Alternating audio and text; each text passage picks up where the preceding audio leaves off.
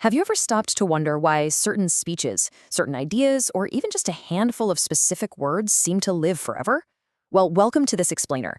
Today, we're skipping all the fluff and jumping straight into the actual mechanics of communication that literally shape the world around us. And look, we aren't talking about your everyday chit-chat here. We are looking at the architecture of words that can move mountains. I want you to just sit with this thought for a second. Some messages echo through generations, while others fade into the noise of history. It's a pretty profound thought, isn't it? Think about the thousands of words you hear every single day. You know, the emails, the endless notifications, the casual conversations at the coffee shop. Most of it is just noise. It completely vanishes the second it's spoken. But then, there are those rare, crystalline messages that manage to cut right through all that static. The ones that carry real weight, the ones that echo. So why do they survive when literally everything else fades away? That is exactly the mystery we're going to solve today. All right, let's jump right into Section 1, Defining the Visionary Echo. Okay, before we can build a masterpiece, we need to understand our materials, right? Let's take a look at the core definition.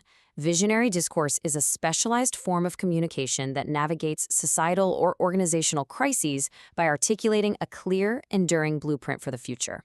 I really want you to look at those key phrases. It's not just talking, it's a specialized form of communication. It emerges during a crisis, like a moment of tension, uncertainty, or immense change. And most importantly, it doesn't just complain about the problem. No, it provides a clear, enduring blueprint. It essentially builds a bridge from a really troubled present to an aspirational future.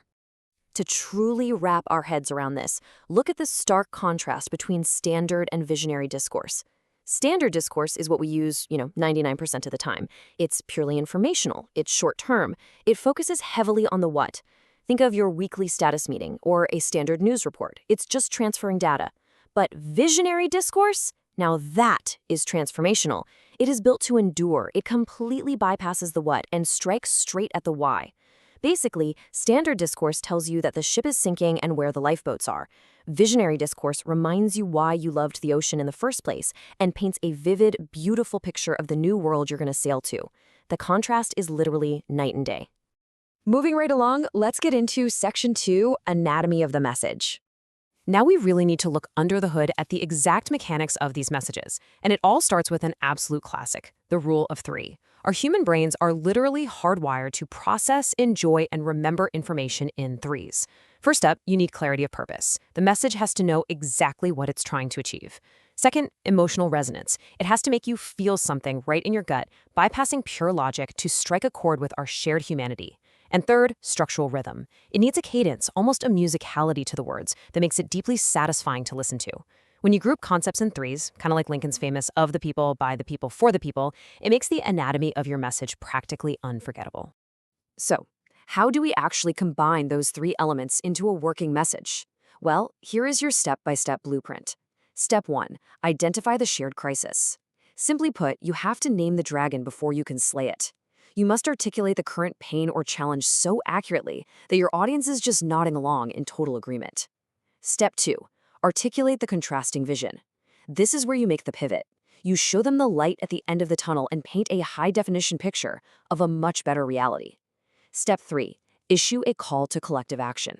You don't just leave them staring at the pretty picture, right? You tell them exactly what we, together, must do right now to get there. Crisis, vision, action. It basically takes complex rhetorical theory and turns it into a highly accessible step-by-step toolkit. Which brings us to Section 3, Measuring the Lasting Impact. Now, it's one thing to have a beautiful theory. It's a whole other thing to see it proven in the real world. We call this the ripple effect. You see, a perfectly crafted idea doesn't just happen in a vacuum. It drops into the ocean of society and ripples outward. On day 1, you have the initial address. The speech is given, the words are spoken, the blueprint is shared. By year 1, that initial shockwave has actually become a societal movement. People are actively organizing around the why. By decade 1, the movement solidifies into a policy shift. The words have literally changed laws, organizational structures, the very fabric of how things operate. And by century 1, you have the historical echo. The original words are now carved into marble, printed in textbooks, and quoted by entirely new generations facing their own crises. The message completely transcends its creator, much like how a single speech given by Dr. Martin Luther King Jr. on the steps of the Lincoln Memorial is still shaping civil rights policy today. And get this, the sheer cognitive data behind this is staggering. 3x. 3 times. Studies analyzing communication retention actually show that visionary structures, the ones utilizing that crisis vision action blueprint and the rule of 3 we just talked about, are recalled 3 times more often than standard informational structures. 3 times! If you're a leader, a teacher, a creator, or just someone trying to get a point across at work, standard communication means you're fighting an uphill battle against human forgetfulness. Visionary discourse basically hacks the brain's retention systems. It ensures your words actually stick. Let's bring it all home now with Section 4, Harnessing Visionary Discourse today. Okay, so all this history and theory is super fascinating, but how does it help you right now? The absolute crucial point is this. You do not need a massive podium or a stadium of thousands to be a visionary communicator. You can apply this exact blueprint in a boardroom, in an email, or even sitting at your kitchen table. When you face your next big challenge, don't just rattle off a laundry list of problems.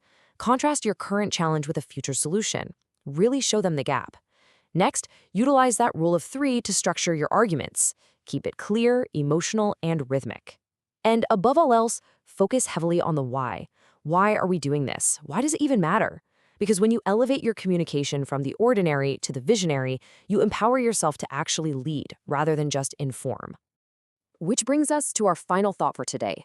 We live in an era of infinite noise. Every single day, literally millions of words wash over us and just disappear. But you now hold the blueprint to build something enduring. So I'm going to leave you with this question to ponder.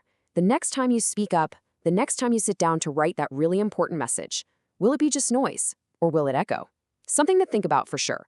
Thank you so much for joining me on this explainer and keep making your words count.